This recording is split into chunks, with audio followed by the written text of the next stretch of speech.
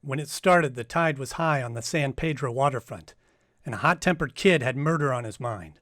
But there was a knife at my throat, a beating under the piers, and a corpse on the beach before the tide went out again, and the kid was finally stopped.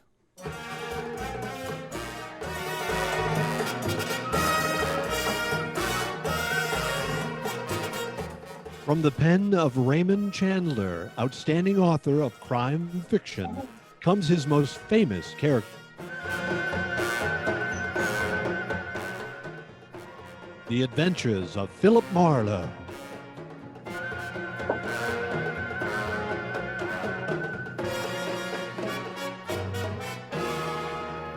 Now, with Andy Knode starring as Philip Marlowe, we bring you tonight's exciting Stormy Night story, Night Tide.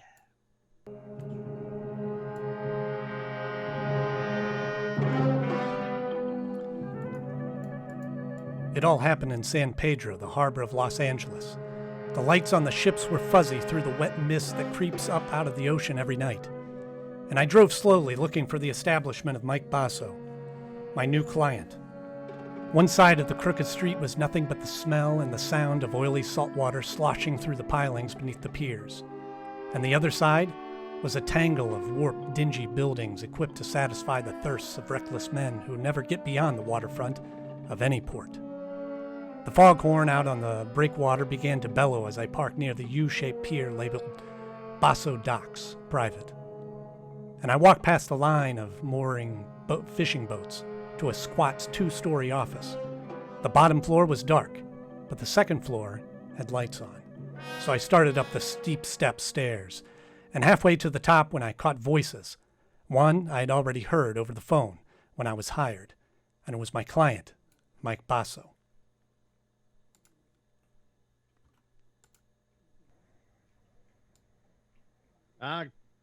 I don't want any dumb excuses, Sharky. Keep your shirt on, Mike. The boys are stubborn. That's all. All right, Sharky. But you'll make them jump or I'll get somebody who can. These boats got to be handled faster. Why? Even that crook Johnny Dyke was better on the job than you are. Hey, Johnny Dyke, huh? Why, I oughta... nuts. Get out of my way.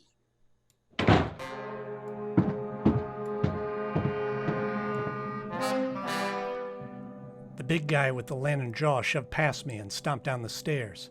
So I went up into the office. Mike Basso looked like a block of concrete, his 220 thick pounds hunched over a scarred roll-top desk. And as I walked in, he swung a heavy bulldog head around and glared at me. You never heard of knocking first, I guess. You, Marlowe? That's right. The moose that just left here got me all out of the mood for courtesy. That's Sharky, my new crew pusher. Yeah? Good man, but slow. Come here. Sit down. We got other business. Have a drink? Cognac. Thanks.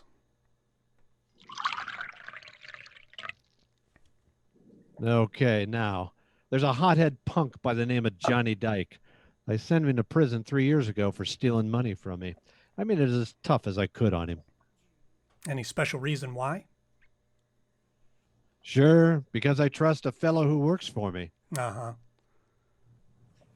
Johnny Dyke used to have Sharky's job, but he took advantage. When the police grabbed him and found my money in his house, he squealed like a pig and said he was framed, like all cheap punks do. How does this get around to you wanting a private investigator? Because Johnny Dyke is out of prison. Got out yesterday on parole, and he's back in town now. Hey, what are you looking at? Your clock. How come it says 11:30 at 20 to 8? It's electric. It's turned off last night, and I didn't start it yet. Now, look, I was here with Ed Giles when he heard some noise on my private launch out there. He went down to see about it, and... Who's Ed Giles? My general manager. While he was gone, the lights went out in here. That's when I got clubbed on the head. When I went down, I got kicked around plenty. I'd be killed right now, but Sharky happened to come along, and the guy was scared off of me. Well, did you happen to see who it was? No, but Ed Giles did. He got a good look. He admitted it. Only he claims he don't know who it was, but he lies on account of he's an old friend of Johnny Dykes. Well, maybe Giles isn't lying. What makes you so certain it was Johnny who slugged you? I found this.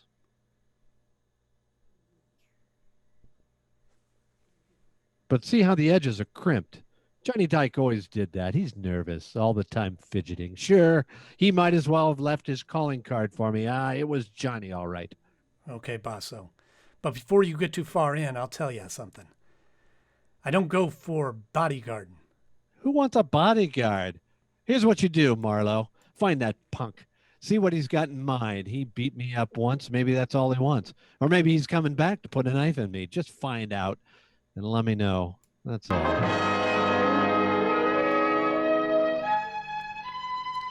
I looked out at the fishing boats along the pier, gently nudging each other while Mike Basso talked me about Johnny had a blonde wife named Christine who ran the Albatross Cafe, and that Ed Giles lived alone in a house at 43 Terminal Road.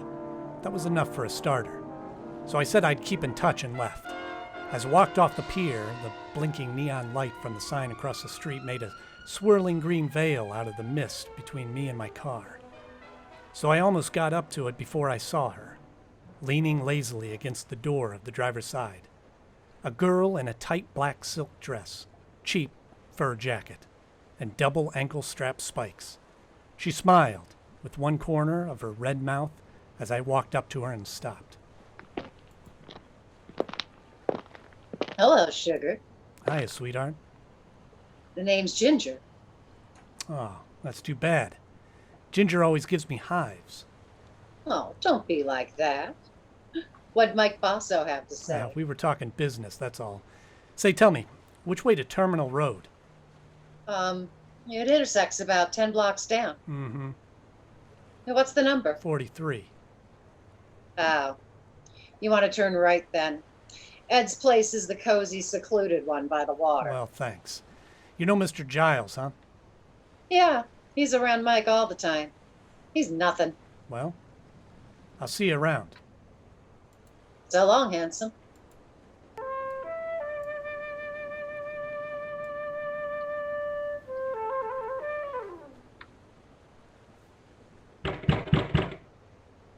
Yeah. You want something? You Giles, Mike Basso's man? Yeah, so what? I'm Marlowe, private detective. I'm looking for Johnny Dyke. Why'd you come here? Because you're a friend of his, the only one. Well, I haven't seen or heard from him, so I'm afraid I can't help you. Now, wait a minute. Let's go inside. I'd like to talk about the kid. Hey, now, look. He's put himself in a pretty hopeless situation coming back here to Pedro. What do you think? Because he's got enemies, like Mike Basso and Sharky? Yeah. What's he gonna do? Fight it out or be smart and leave town? Listen, Private Dick, I told you once, I don't know because I haven't seen him. You're a liar. You saw him last night. You're working for Mike, aren't you? Get out. Don't Beat shove. Don't shove. I'll shove harder than that, brother. Okay, Giles. We'll try it the hard way. Now, where's Johnny? I don't know. Come on, get up. Get up, let's play again. You saw him last night, didn't you? Didn't you? All right. I saw him about 11:30. I was standing on the deck of Mike's launch when I heard a commotion and I looked up. I saw Johnny jump down the stairs from Mike's office and run off the pier. I haven't seen him since, and that's the truth. Okay. Sorry I had to make you squeal on a friend. Now, where's the Albatross Cafe? The Albatross. Yeah. On the corner of Front and Castle Ave. But look, can't you leave Chris out of this? She's a good kid. She's been through a lot already. Think Johnny's going to leave her out of this? Besides, it's for her own good that I want to see her. I suppose you're right. But I'll tell you something for your own good, too, Marlowe. If you find Johnny Dyke, don't push him too hard. He was tough before he left. Now he'll have rawhide for brains. Depend on it.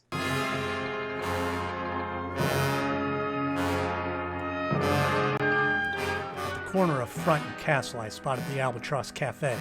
Half on land, half teetering on a set of spindly stilts ringing the high water mark with ragged lumps of barnacles. I parked down the street and started back when I saw something. I parked down the street and I saw the door swing open and the lantern-jaw moose, Sharky, lumbered out. I watched him cross the street without seeing me and disappear between two buildings. I waited a couple of minutes and then I went in. I took a booth near the front. The place was neat and clean. Even the tablecloths. A soft brown-eyed blonde in a crisp peasant dress picked up a menu and came over. Good evening, sir. Chris? Yeah? Oh, well, Chris, it's probably not on the menu around here, but how about a double order of plain facts? Straight. What are you talking about? Johnny. You remember Johnny Dyke, your husband? Who are you, mister? Private detective named Marlowe. All I want to do is talk to him, Chris. Just talk. No. Is he here? No, I haven't seen him. He hasn't even called me. How do you feel about this bird known as Sharky? He's a louse. Oh? He always crowded around Johnny, and now he's got his job. I hear he knows something. Have you seen him lately? No, I haven't. That's funny. He just left here. Okay, so I'm a liar. Maybe you're just blind. I've heard that love does that. Maybe. Is it any skin off your nose? Nope. Cigarette? Then how about a match for me, huh? I suppose so. Let's see. Yeah, here. Thanks. Hey, these are cute. That crimpled border around the edge especially. One put there by someone's jittery thumbnail, huh? Listen, well... Maybe your eyes are bad, maybe not, Chris. But you better do something about your nerves. They're shot. Good night, baby.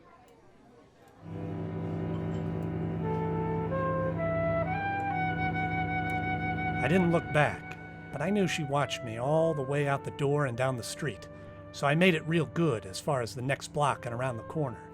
Then I doubled back fast and stayed in the shadow until I got within sight of the Albatross Cafe again, and in time to see a man ease out of the side door and slip out of sight among the pilings under the building. I moved in closer and found a rickety trail of greasy planks that led out through the forest of slimy pilings under the piers. It felt better than a tightrope, but it was home ground to Johnny Dyke. I felt my way slowly along the slippery planks.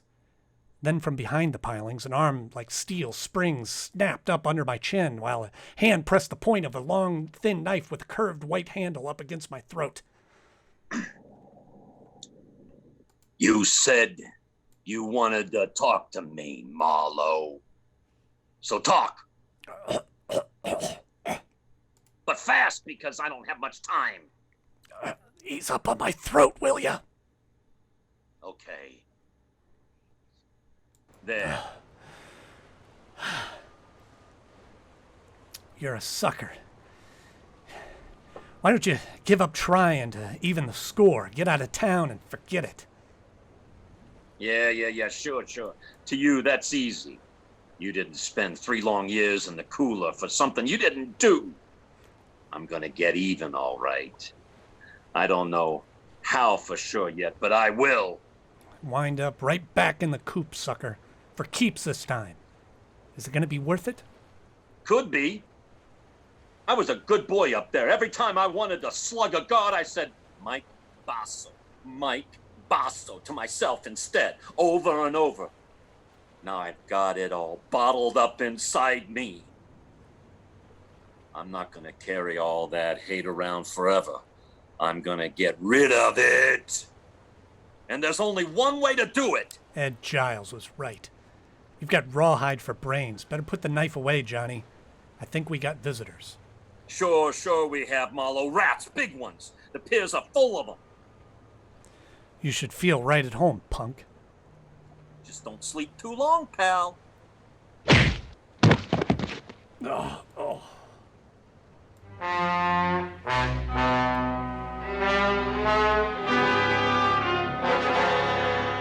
Between the throbbing in my head and the numbness across my shoulders where my back had struck the planks, it took me 5 minutes to get to my feet.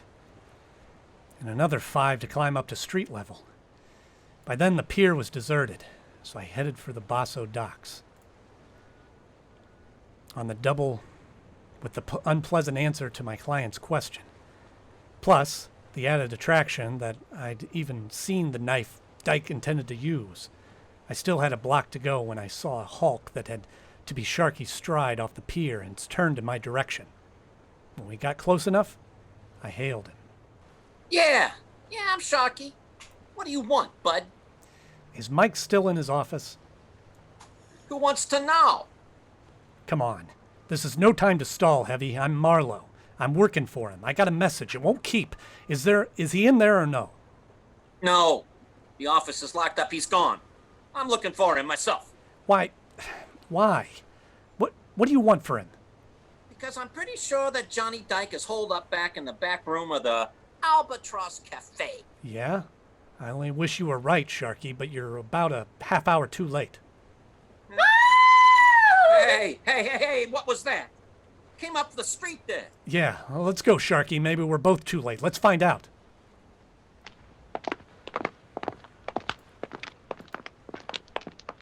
Yeah. What? Hey! What? Oh, the dame by the guardrail. It's Ginger, a pal of Mike Basso's. Well, yeah, you're right. Ginger. Ginger, what's the matter? What happened? Down there. Take a look, will you? I'm scared. Down where, Ginger? In the water. I think I'm going to be sick. Hey, Marlowe. Marlowe, come here, look. Holy smoke. That's Mike down there. That's Mike with a knife in his bag. Yeah, a long, thin knife with a curved white blade. Belongs to a guy named Johnny Dyke.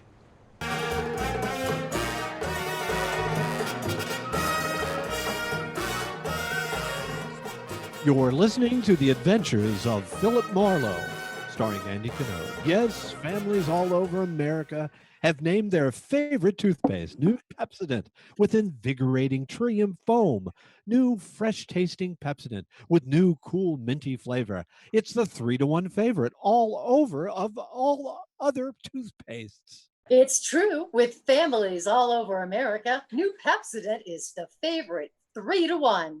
The Farrell family of Evergreen Park, Illinois, preferred new Pepsodent on every single count.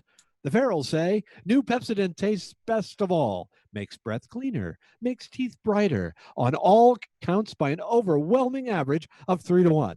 Families prefer new Pepsodent over all other toothpaste they've tried. It's a fact. Families 3-to-1 say new Pepsodent tastes better, makes breath cleaner, and makes teeth brighter. Remember, this is not just our opinion. It's the honest conviction of the Farrells and other families who've compared new Pepsodent with other toothpaste they've had at home. Get Pepsodent, the only toothpaste containing Triumph. Get it for your family without delay.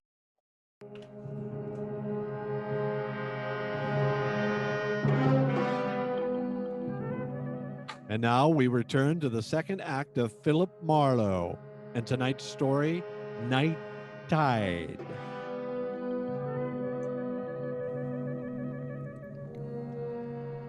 Lying with his face muzzled into the sand and the rest of him half submerged in a shallow, lapping water, Mike Basso was violent death at its ugliest. Ginger turned and walked slowly away from us, trembling like a wino caught in the morning sun. I told Sharky to go get the police, and I headed for the Albatross, where I figured I might get a lead on Mike Basso's murderer. When I got there, I skipped the formality of the front door and quietly moved around to the back, where I entered without knocking, and made my way towards the long, narrow, dusty corridor as far as a half-open door labeled private, where I met Christine Dyke talking on the telephone. when she looked up and gasped at the sight of me and then slammed the phone down abruptly. I was willing to bet that the party on the other end had been her husband, Johnny. Nobody else. What do you want, Marlowe? Most of all, one Johnny Dyke in handcuffs. Don't bother with the my man pitch, honey, because at the moment, the lyrics will make me sick. I just slept the corpse of what used to be Mike Basso. Basso? Dead, Marlowe? Yeah, all because of Johnny's knife. It's sticking in his back, Chris. No. No, Marlowe. Johnny wouldn't do a thing like that. He couldn't. You're wrong, Chris. He did. Now, where is he? I don't know. You're lying, baby. You were just talking to him on the phone. You gotta know. No, I don't. He didn't say where he was Or what? or anything about Basso being dead. So don't move, Marlowe. Well, husband with knife, wife with gun. Charming couple. Never mind that. I'm not going to see Johnny in trouble again for something he didn't do. So get in that closet, Marlowe, where you'll be out of the way. Now. All right. In it is. But first, a word of advice. He isn't worth it. Believe me. I don't. So get in and keep your mouth shut.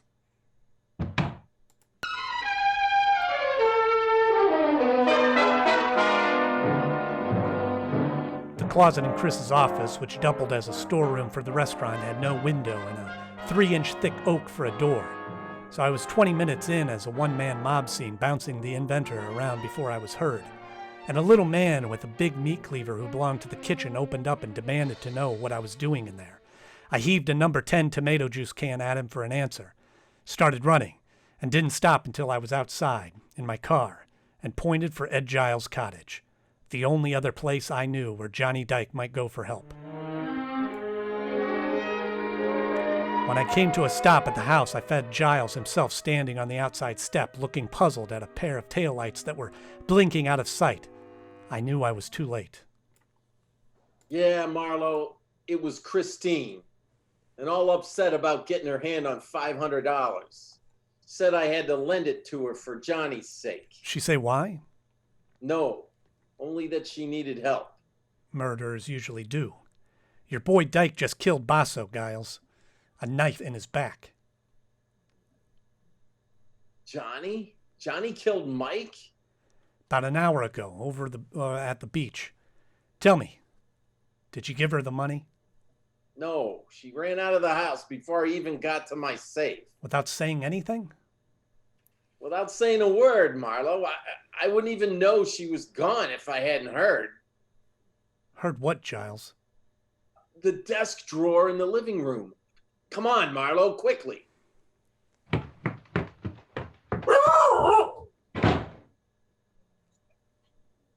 I heard the drawer open, and when I was inside near my safe, I wondered what she was looking for. When I called to her... You got no answer. You ran outside after her, is that it?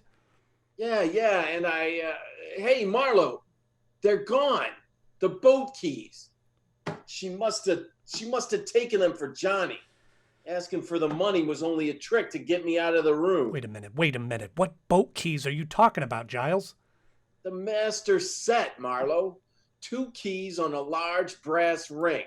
They fit the ignition lock on any boat in the Basso docks. She knew I had them. Yeah, but she also knew that. Even as a friend of Johnny's, you'd balk at handing him over to her, and then you knew you'd killed Basso, right? Or are you still shielding old friends, Giles? Which is it? Don't be stupid, Marlowe. I draw the line someplace. All right. Now, one more question. Do you have a gun? A gun? Oh, yeah, I do. Good. Then get it, because we're going to Basso Docks, Giles. Come on.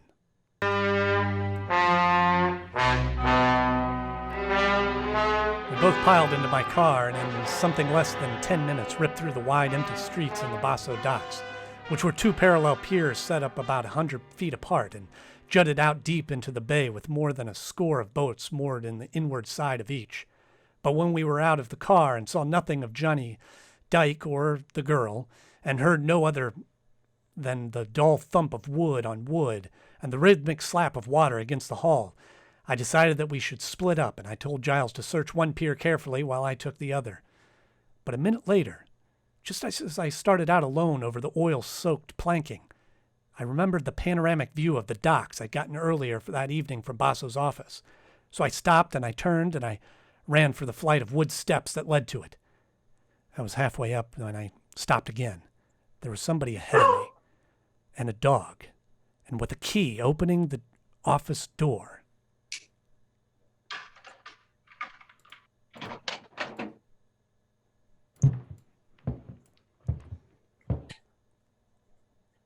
I crouched low and moved closer, one slow step at a time, toward what I knew might be Johnny Dyke. But in the next second, the light clicked on in the office, and I forgot all about being subtle and leveled the .38 in my hand at the belt buckle of the sharply silhouetted figure. It was Sharky. I wouldn't move if I were you, Buster. Hey, well, who is it? Marlowe, Sharky. Who were you expecting? Nobody, funny man. But I wouldn't want it to be Johnny Dyke at the moment. He might want to settle an old score, you know? You know what I mean, Marlowe? The price for 2 murders is the same as the price for 1. So I've heard. But now, lest we stray from the subject, Sharky, do you mind telling me what you're doing here? And don't say I'm getting personal or I will. Come on, talk up like a big boy. All right. I'm here because I don't like cops. And right now, they're down at the beach, swarming around Basso's body like kids around a maypole. Also, I figured that before he blew, Dyke might come up here after the money. He knew Basso always kept on hand. Satisfied? In a word, no. Why not? Because I buy the switch first. You're here, Sharky, to steal that dough and let people think that Dyke took it on his way out. You can't prove that, Marlowe. Only because I haven't got time. You see, Sharky, it's an odds-on bet that Dyke's out on one of those boats right now, just waiting for the... Oh, what is it, Marlowe? Sharky, what time is it? Huh? The time, quick, what is it? It's 11:35. Why? What's that got to do with Dyke shoving off? From where I stand, everything. Now look, Sharky, get back down and get those cops. Get them up here and... Hey, Marlowe, look. Over there at the end of the starboard pier. It's Dyke. Yeah, and trying to get away. Go on, Sharky. Get out. Get those cops up here fast.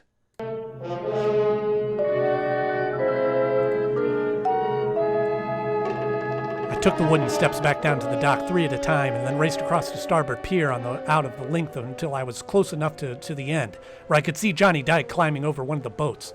I was about to call to him to stop when I saw something else. Standing almost opposite to me was in the shadows was the nearby rigging. Gun in hand and taking careful aim at Dyke was Ed Giles, his finger slowly closing on the trigger. It was too late for words, so I followed suit and fired before he did. Got him, high in the shoulder. You fool, Marlowe. It's me, Giles. Dyke is out there. I know, the man who murdered Basso isn't. He's right here, Giles. What do you mean, Marlowe? That I just found out you're a liar about seeing Dyke last night from the deck of Basso's launch. You couldn't have. So what? You weren't shielding him, Giles. You were framing him. Framing him to see what you could get rid of Basso and pin this murder on Dyke, who you'd also get rid of while playing public citizen who's helping a private detective apprehend a killer. Well, what do you say, Giles? Is that it? You're a smart guy. Figure it out for yourself. Come clean, Giles, or I'll blow your head off. All right. Chris and I framed Dyke. Chris? Yeah. What are you giving me? Honest, Marlowe, we figured out we'd be in the clear with the money if we took from Basso and then with Johnny tucked away until in a big strong prison. You dirty louse. Keep talking. So we took advantage of Johnny's loud mouth and incidentally of you as well. With Basso gone, I was gonna step into his spot. You're the one with the loud mouth, Giles. Well, Little Red Riding Hood. And I went for your line. Funny what a sucker a smart guy can be. He wasn't the only sucker, baby. Johnny! Dyke! Stay back, Johnny. Shoot if they move an inch. She's got a gun. Shoot, Chris, shoot! Come on! Get away! Johnny, get away from me! Shoot him! You wouldn't shoot me, Chris. Please get away from me! You wouldn't shoot your own husband. Shoot him! Shoot him! The man you talked into running away until things quieted down. Shoot! The man you'd move the man who'd move heaven and earth for you, to help you, so he couldn't be shot in the back, huh? Johnny, Hurry, Chris, the police! Shoot! But you can't shoot me while I'm facing you, can you? You cheap, filthy double-crosser. No! No! That's enough, Johnny. Cut it out. Okay. All right, Marlowe, okay.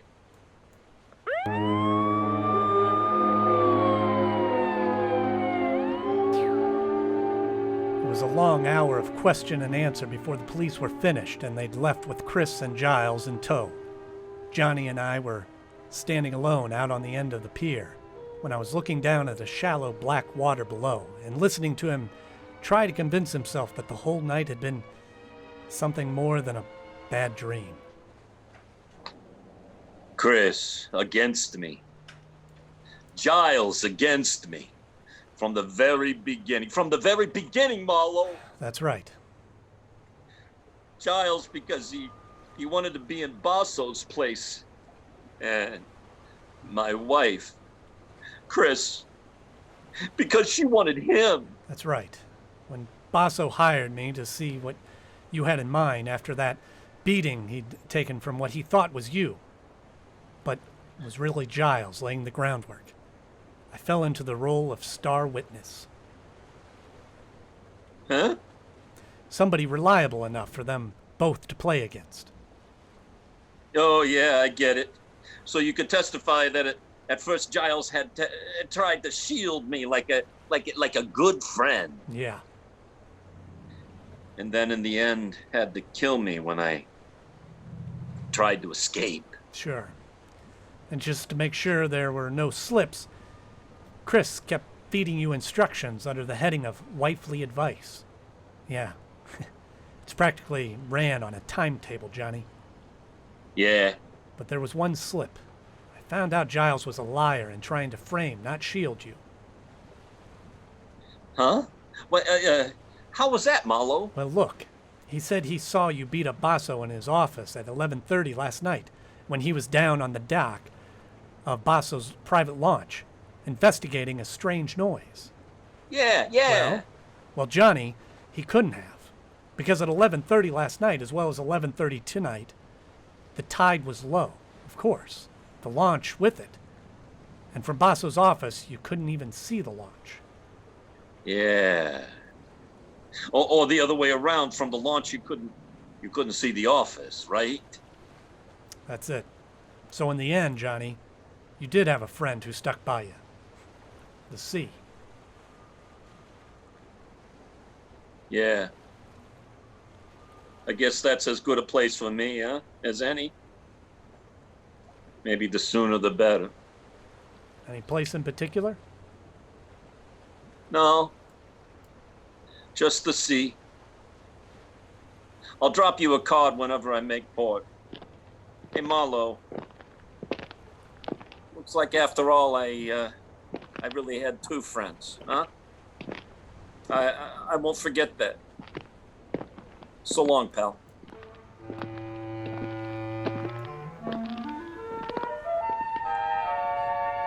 I watched him walk away until he'd gone the length of the empty pier and was swallowed up in the emptier night. Then I turned back to the shallow black water beneath me, which, where the sea and the land were close to meeting, was coated thick with oil and dirty and almost stagnant. And I thought a lot about Johnny people like Chris and Giles he mixed up with and trusted. I felt sorry for him.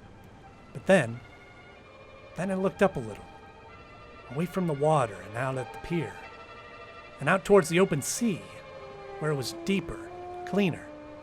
And the further I looked, the cleaner it seemed to be. Then I remembered that was where Johnny Dike was heading. And I felt better.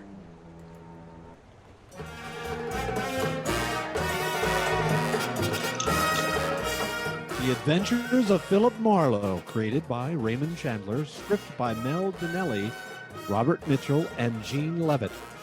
Featured in the cast were Andy Knode, David Griffith, Deborah Griffith, Amanda Clements Zisk, Michael Nickley, and sound effects by Sean Layden.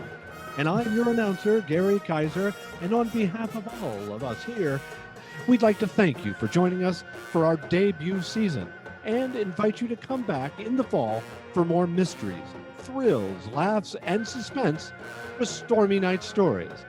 Until then, be sure to like our Facebook page for updates and to catch up on all the back episodes. Once again, thank you and good night.